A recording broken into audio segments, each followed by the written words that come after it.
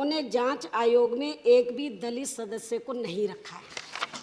इसलिए संबंधित मंत्री उस दिन इस बात को इधर उधर की बातें कहकर टालती रही और आज भी इन्होंने मेरे इस सवाल का जवाब सही नहीं दिया है। विपक्ष के अन्य सदस्यों के प्रति भी व्यवहार कोई खास अच्छा नहीं रहा है, जिसके लिए आपने यानी कि मंत्री जी ने मुझसे कल लॉबी में आकर माफी भी मांगी थी और फिर मैंने एक महिला और आपसे बड़ा होने के नाते कल तो आपको माफी कर दिया है, मैंने माफी कर दिया है, लेकिन ऐसी गलती चेयर से मुझे यह आश्वासन दिया गया था कि श्री रोहित बेमुला प्रकरण में चर्चा के जवाब में सरकार की ओर से आपके इस सवाल का जवाब जरूर दिया जाएगा कि श्री रोहित आत्महत्या के मामले में केंद्र सरकार द्वारा गठित किए गए न्यायिक जांच आयोग में एक दलित सदस्य को रखा है या नहीं रखा है।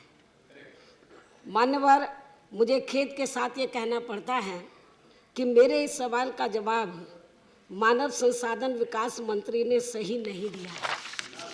हालांकि जब मैंने 24 फरवरी को माननीय सदन में रोहित का मामला, आप मेरी बात ध्यान से सुनो, बहुत इम्पोर्टेंट मामला है।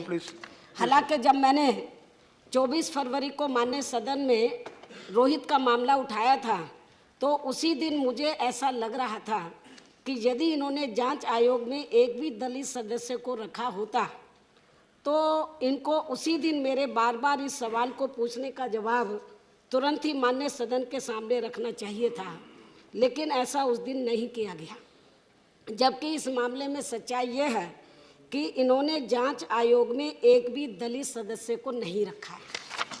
इसलिए संबंधित मंत्री उस दिन इस बात को इधर उधर की बातें कहकर टालती रही और आज भी इन्होंने मेरे इस सवाल का जवाब सही नहीं दिया है, क्योंकि इस मामले में वास्तविकता ये है कि इन्होंने जो जांच आयोग का गठन किया है उसमें एक भी दलित सदस्य नहीं है और जिस अकेले सेवानिवृत्त न्यायमूर्ति श्री अशोक कुमार रूपेनवाल की अध्यक्षता में ये जांच आयोग बना, वह भी अपर कास्ट समाज का है। सिंगल मैन की अध्यक्षता में बना था, वह भी अपर कास्ट समाज का है। और इस बात का सबूत दिनांक 2 फरवरी को मानव संसाधन विकास मंत्रालय द्वारा जारी किया गया इनका खुद का अपना गजट है, जिसके मुख्य अंश में माननीय सदन के सामने रख रही हूँ और इसकी एक कॉपी मैं माननीय चेयर को भी दे रही हूँ और जो नेतागण हैं उनको भी इसकी मैं कॉपी दे रही हूँ। मान्यवर, मुख्य अंश इस प्रकार से हैं कि केंद्रीय सरकार जांच आयोग अधिनियम 1952 का 60 की धारा 3 द्वारा प्रदत्त शक्तियों का प्रयोग करते हुए हैदराबाद विश्वविद्यालय में घटनाओं जो श्री चक्रवर्ती आर बेमुला की मृत्यु का कारण बनी की जांच करने के लिए न्यायमूर्ति अशोक कुमार रूपनवाल सेवानिवृत्त की अध्यक्षता में जांच आयोग की नियुक्ति करती है। आयोग को सौंपे गए कृत्य निम्न अनुसार इस प्रकार से होंगे। उन तथ्यों और परिस्थितियों की जांच करना जो हैदराबाद विश्वविद्यालय में एक शोध विद्वान श्री चक्रवर्ती आर बेमुला की मृत्यु का कारण बने और इस चूक यदि कोई हो के लिए उत्तरदायित्व नियुक्त करना, विश्वविद्यालय में छात्रों के लिए विद्यमान शिकायत निवारण व्यवस्था का पुनर्विलोकन करना और सुधार संबंधी सुझाव देना। आयोग अपनी जांच करेगा और केंद्रीय सरकार को अपनी रिपोर्ट और सिफारिशें इसकी नियुक्ति के 3 मास के भीतर प्रस्तुत करेगा। इस प्रकार इस जांच आयोग में एक भी दलित सदस्य नहीं रखा गया है। इससे इनकी रोहित को न्याय देने की मानसिकता हमें पूरे तौर से कोरी बेईमानी व दलितों को धोखा देने वाली ही नजर आती है। इसके साथ ही यहाँ मैं ये भी कहना चाहती हूँ कि जो ये जांच कमीशन बनाया भी गया है, बहुत इम्पोर्टेंट बात है, जो ये जांच कमीशन आप रह जाएगा सारा जिसके लिए आपने मुझे समय दिया है, जो ये जांच कमीशन बनाया भी गया है वह section 3 commission of inquiry act 1952 के तहत बनाया गया है। बहुत ही इम्पोर्टेंट बात मैं माननीय सदन के सामने रख रही हूँ। इस कमीशन में इलाहाबाद हाई कोर्ट के एक सेवानिवृत्त जज को सिंगल मेंबर बनाया गया है, जो कि हमारी जानकारी के हिसाब से वे अनुसूचित जाति के नहीं हैं। हमारी पार्टी का यह भी कहना है कि जब सेक्शन 3 के अनुच्छेद 2 में ये तो यही बात है ना, प्राइवेट मेंबर्स पर टाइम लेना है। प्लीज आप वो तो मैं मेरी बात तो आप सुन लीजिए पहले है। 2 more ये minutes. प्रावधान है। आप मेरी 2 बात more तो minutes, 2 सुने। more minutes. प्रावधान है। 2 minutes. 2 मिनट नहीं, आप इम्पोर्टेंट बात है। याद के रिप्लाई हो गया, प्रावधान है कि मंत्री का सरकार रिप्लाई हो गया, कमीशन में, सरकार मंत्री कमीशन का रिप्लाई हो में गया। एक से ज्यादा, भाई आप मेरी बात तो रखने दो, I am कि hearing. सरकार कमीशन में एक से ज्यादा सदस्य बना सकती है। तो फिर सरकार रोहित के मामले में कमीशन को बनाते समय इसमें एक से ज्यादा सदस्य बना सकती थी और अब भी बना सकती है, लेकिन सरकार अभी तक भी इस मामले में अपनी चुप्पी साधे हुए है। इससे इनकी दलित विरोधी मानसिकता हमें साफ नजर आती है। इसके अलावा मान्यवर, इस संबंध में मैं ये भी कहना चाहती हूँ, section 3(1) commission of inquiry act 1952 का, जिसके तहत कमीशन नियुक्त किया गया है, में ये जरूरी शर्त रखी गई है कि कमीशन नियुक्त करने का अध्यादेश गजट में प्रकाशित करने से पहले केंद्र सरकार को इस बात की कानूनी बाध्यता है कि वो संसद के दोनों सदनों में एक प्रस्ताव कमीशन बनाने के लिए लाकर उसे पास करवाएगी और उसके बाद ही फिर उसका गजट नोटिफिकेशन जारी करेगी। परंतु इस मामले में केंद्र की सरकार कोई भी प्रस्ताव संबंधित कमीशन को बनाने के लिए संसद के किसी भी सदन में नहीं लाई है और इसके बिना ही सीधे उसका गजट नोटिफिकेशन दिनांक 2 फरवरी 2016 को जारी कर दिया गया है, जबकि उस समय संसद भी नहीं चल रहा था। ऐसी स्थिति में हमारी पार्टी का इस संबंध में ये कहना है कि ऐसा केंद्र की सरकार द्वारा इसलिए जानबूझकर एक सोची समझी, मेरी बात तो सुन लो, साजिश के तहत किया गया है। आप मेरी बात सुन लो, प्लीज मेरी बात सुन लो, किया गया है जिससे कि आगे चलकर ये कमीशन ऑफ इंक्वायरी अदालत से गैर कानूनी घोषित हो जाए और फिर कमीशन द्वारा दी गई रिपोर्ट अवैध व गैर कानूनी करार कर दी जाए। और ये सब केंद्र की सरकार की दलित विरोधी मानसिकता व नीयत को साफ तौर से दर्शाता है।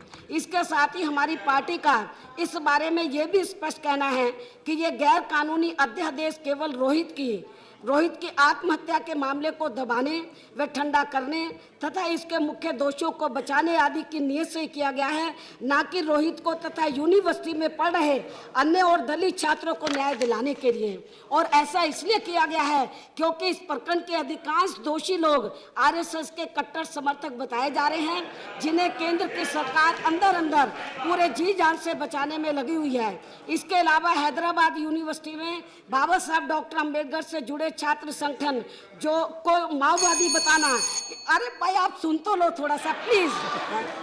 इसके पीछे भी हमें केंद्र सरकार व इनके साजिश नजर आती है ताकि बाबा साहब की सोच से ये लोग दूर रहें। ऐसी स्थिति में केंद्र सरकार द्वारा किसी भी मामले में बाबा साहब डॉक्टर अम्बेडकर की कई बातों का उदाहरण इनके मुंह से शोभा नहीं देता है, इसलिए इनको अब ये नाटक 5 मिनट संबंधित मंत्री द्वारा, अब तो मैं मेन बात करने वाली हूँ। इसके अलावा संबंधित मंत्री का खासकर लोकसभा में रोहित के मामले में ये कहना कि जाति के जाति के आधार पर न्याय नहीं होता है, लेकिन इन्होंने कल भी कहा मान्य उपसभापति जी, don't create problem. Let me try to solve. Yeah, you don't create. I am trying my best. Then why do you create problem? माननीय सभापति जी, केवल मैं 5 मिनट का समय ले रही हूँ, रिक्वेस्ट कर रही हूँ। इसके अलावा संबंधित मंत्री का खासकर लोकसभा में रोहित के या इस सदन में भी और लोकसभा में भी रोहित के मामले में ये कहना कि जाति के आधार पर कभी न्याय नहीं होता है, लेकिन इसके बारे में भी इनको मेरा ये कहना है कि पूरे देश में खासकर दलितों, आदिवासियों व अन्य पिछड़े वर्गों के लोगों के साथ आजादी के बाद से लेकर अभी तक भी जाति के आधार पर हर मामले में व हर स्तर पर जो अन्याय अत्याचार हो रहा है, इस बात को भी ध्यान में रखकर कुमारी जी प्लीज कोऑपरेट। जब ये बात माननीय सदन में यू मेड योर पॉइंट, अभी बहुत बोल चुका, थोड़ा सा क्या फायदा है, तो ये ज्यादा अच्छा होगा। इसके साथ I promised you, why are you again?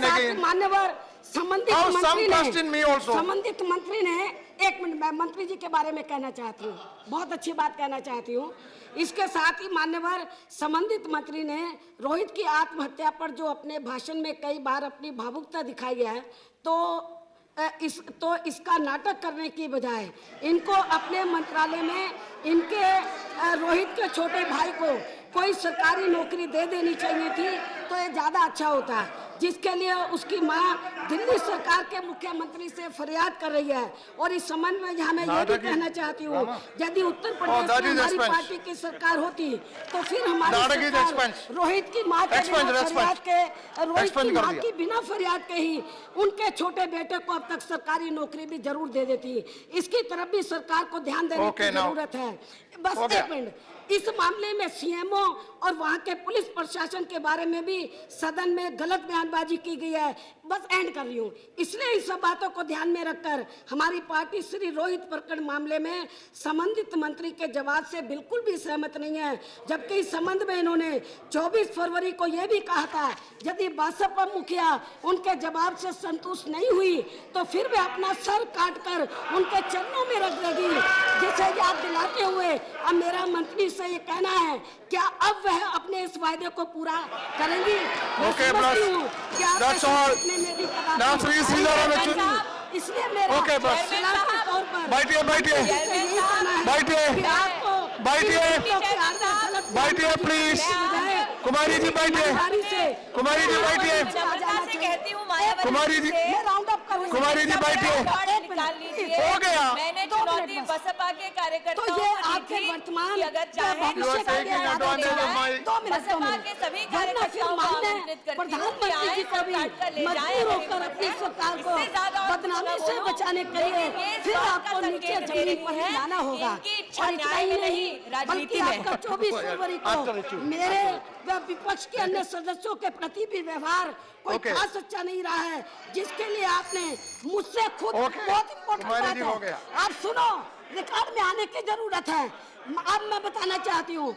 और इतना ही नहीं, बल्कि आपका माननीय मंत्री जी का 24 फरवरी को मेरे व विपक्ष के अन्य सदस्यों के प्रति भी व्यवहार कोई खास अच्छा नहीं रहा है, जिसके लिए आपने यानी कि मंत्री जी ने मुझसे कल लॉबी में आकर माफी भी मांगी थी। और फिर मैंने एक महिला और आपसे बड़ा होने के नाते कल तो आपको माफी कर दिया है, कल तो आपको मैंने माफी कर दिया है, लेकिन ऐसी गलती से दोहराने का भविष्य में मेरा समाज व मेरी पार्टी तथा अन्य विपक्षी पार्टियों के लोग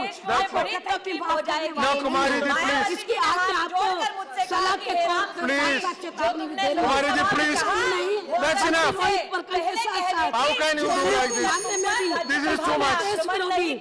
Kumari ji, please, that is enough. Please, Kumari ji, please. No. That is enough now. Kumari ji, please. This cannot be allowed. दूसरे लोग हैं, उनके पुलिस में खुफिया सही जांच पड़ताल कराने के बाद ही फिर कोई कार्रवाई करनी चाहिए। और इतना ही नहीं, Over, that's enough. No, that's all.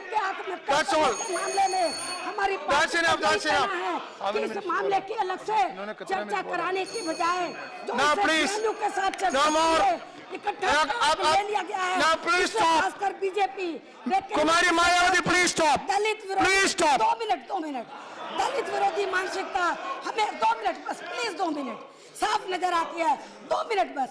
और इतना ही नहीं, बल्कि कल जो मंत्री जी ने दुर्गा और महिषासुर के तोड़ मरोड़ के हिंदू पौराणिक In this way I cannot. में दिए गए इतिहास का The members behave like this. What do I do? देकर खासकर दलितों व आदिवासियों का 30 minutes जिस प्रकार report. से अपमान किया गया है, ये बहुत ही शर्मनाक है, निंदाजनक भी है। अर्थात तोड़ मरोड़ के दर्शाए गए इतिहास के मुताबिक, हिंदू पौराणिक कथाओं के मुताबिक दुर्गा माँ This is taking the house to your ransom. जो कल देश के दलितों में This is taking the house to your ransom. अपमान किया गया है, उसे हमारी पार्टी कतई भी बर्दाश्त नहीं करेगी। और मैं ये बात पूरे दावे के साथ कह सकती हूँ, हिंदू संस्कृति का Okay, please. लिखने वालों That's ने all. जानबूझकर Okay, nothing more will go on record. के तहत ही या रिकॉर्ड में नहीं आते, बस रिकॉर्ड में नहीं आते, बस। कुमारी जी बैठिए, अभी रिकॉर्ड में नहीं, रिकॉर्ड नहीं करते हैं, आप बैठिए, दी नॉट गोइंग ऑन रिकॉर्ड, आप बैठिए, कुमारी जी बैठिए। या हो गया, it is not going on record.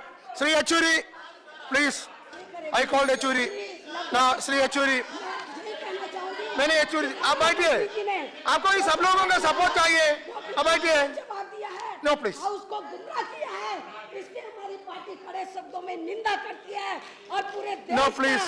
जो दलित समाज है, भारतीय जनता कुमारी जी,